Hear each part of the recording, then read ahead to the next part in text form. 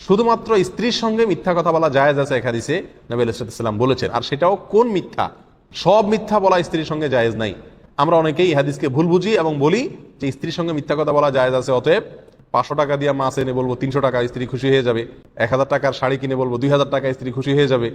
এভাবে যত রকমের বাটপারি আছে সবগুলা করব। এরকম যদি মিথ্যা আপনি বলতে থাকেন, এক সময় বিশ্বাস ভঙ্গ হয়ে যাবে, আস্থা নষ্ট হয়ে যাবে, স্বামী স্ত্রীর মধ্যে ভুল বুঝাবুঝি তৈরি হবে। এভাবে মিথ্যা কথা বলার অনুমোদন দেওয়া হয় নাই।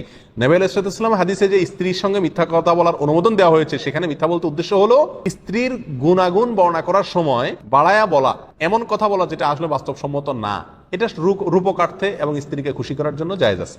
যেমন স্ত্রীকে বললেন আপনি, তুমি চাঁদের মতো সুন্দর, তোমার মতো সুন্দরী আমি আর জীবনে দেখিও না, আর হইতেও পারে না, অসম্ভব, তুমি আমার থেকে সবচেয়ে সেরা সুন্দরী। আপনার মনে যাই থাকুক, আপনি যদি এইভাবে তাকে বলেন খুশি করার জন্য, তো এই মিথ্যা কথা বলা জায়েজ আছে।